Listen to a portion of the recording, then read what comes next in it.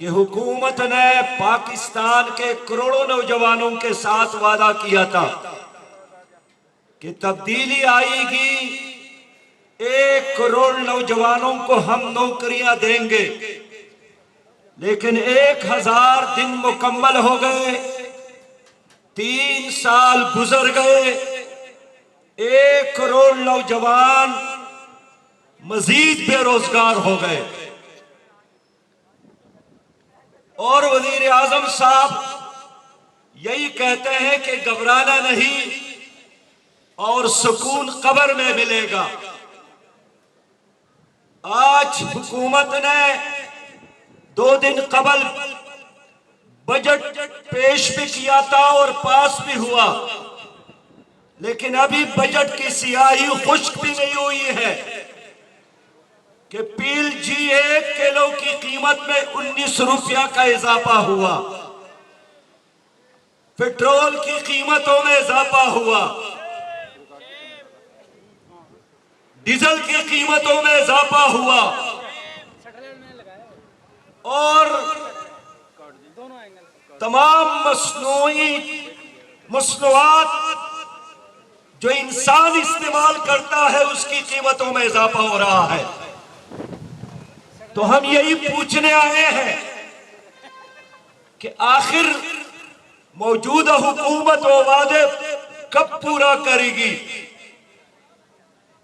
اب حکومت صرف ایک بات کرتی ہے کہ بے روزگاری اور مہنگائی کی ذمہ داری ہم پر نہیں، گزشتہ حکومتوں پر ڈالو۔ گزشتہ حکومت نااہل تھی، وہ کرپٹ تھی، انہوں نے قوم کے ساتھ انصاف نہیں کیا تھا، تو قوم نے ان کو چینج کیا اور پی ٹی آئی کو حکومت دی۔ اب آپ کی بھی 3 سال گزر گئے، 3 سالوں میں تو ایک بچہ اپنے پاؤں پر چلنا شروع کرتا ہے، لیکن یہ حکومت 3 سال گزرنے کے بعد بھی اپنے پاؤں پہ کھڑا ہونے کے قابل نہیں ہو سکی۔ ہر وہ جرم، ہر وہ گناہ، ہر وہ غلطی جس میں پرانی حکومت ملوث تھی، انہوں نے اس میں اضافہ کیا۔ انہوں نے وعدے کیے تھے ہم قرض نہیں لیں گے، اتنے قرض لیے کہ پیپل پارٹی اور مسلم لیگ کے مجموعی قرضوں سے زیادہ قرض لیا۔ انہوں نے وعدہ کیا تھا کہ ہم آئی ایم ایف کے دروازے پر سجدہ نہیں دیں گے، لیکن آئی ایم ایف کے کہنے پر انہوں نے ایف اے ٹی ایف کے تمام قوانین کو قومی اسمبلی سے پاس کروائے جو وہ چاہتے تھے، اور یہی وجہ ہے کہ انہوں نے اسٹیٹ بینک کو بھی آئی ایم ایف کے حوالے کیا ہے۔ میرے بھائیوں، اس حکومت کی تمام تر معاشی پالیسیاں ناکام ہو گئی ہے، اور حکومت کہتی ہے کہ ہماری تقریروں کو سن لے۔ تو یہ حکومت بھی گفتار کے غازی ہے، لیکن کردار کی قوت سے خالی ہے، اور یہی وجہ ہے کہ چترال سے لے کر کراچی تک لوگوں کے چہروں پر مسکراہٹیں غائب ہیں۔ اس ملک میں کھانے کی ہر چیز مہنگی اور ایک موت سستی ہو گئی ہے، لیکن موت کے ساتھ لاش کے لیے جو کفن ہے، کفن بھی اب مہنگی ہو گئی ہے۔ یہ لوگ کہتے ہیں نوجوان قوم کا اثاثہ ہے، پاکستان میں 65% نوجوان ہیں، لیکن ان نوجوانوں کے لیے حکومت کے ساتھ کوئی ویژن، کوئی پروگرام نہیں ہے۔ میرے بھائیوں، اس لیے اسٹیٹ بینک کا اعتراف ہے کہ گزشتہ کچھ ہی عرصے میں 66 لاکھ لوگ مزید بے روزگار ہو گئے ہیں، اور اس بجٹ میں بھی نوجوانوں کے لیے کوئی پروگرام نہیں ہے۔ ایک نوکری کے لیے 10,000 لوگ، 10,000 نوجوان درخواست دیتے ہیں۔ اور وہ بھی میرٹ پر نہیں ملتی. اس وقت غریب غریب تر ہو گیا اور جن کے ساتھ پیسہ تھا ان کے بینک اکاؤنٹ میں مزید اضافہ ہوا. اس حکومت نے سود کی ہتھکڑیاں قوم کے ہاتھوں میں ڈالی ہے اور پاکستان کے 1.4 ٹریلین بجٹ میں 3.4 ٹریلین سود کے نظر ہو جائے گا. پاکستان کیسے ترقی کرے گا؟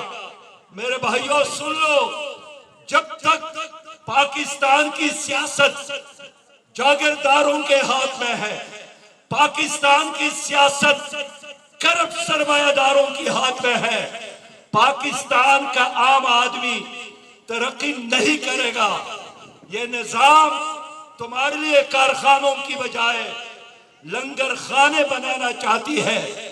یہ نظام تمہارے لیے عزت کے ساتھ رہنے کے بجائے پناہ گاہیں بنانا چاہتی ہے.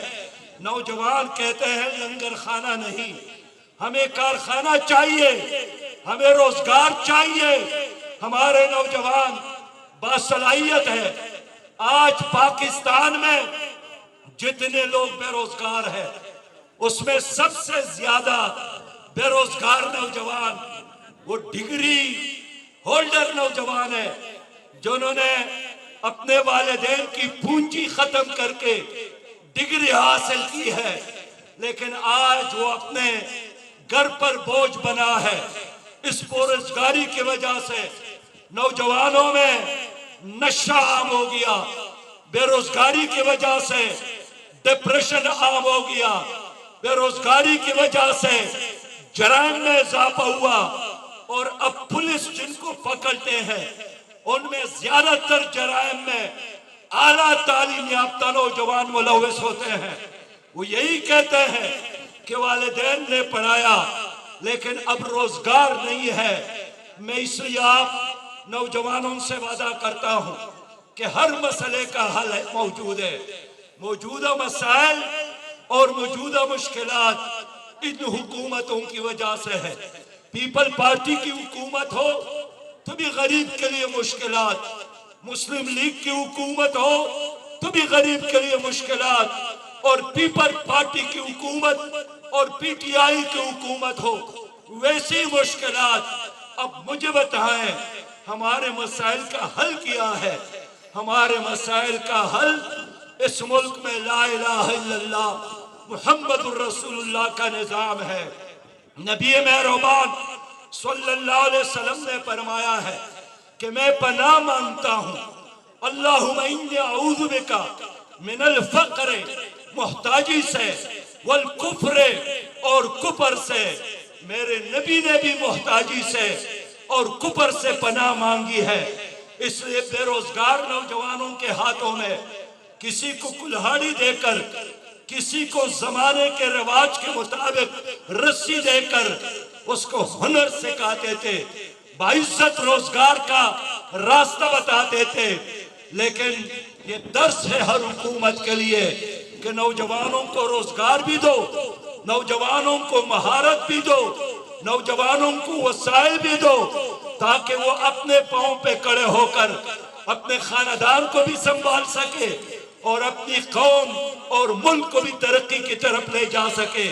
پاکستان کا یہی نوجوان ہے جو عرب دنیا میں جا کر انہوں نے صحراؤں کو شہروں میں تبدیل کیا، وہاں کے ریگستانوں کو باغیچوں میں تبدیل کیا.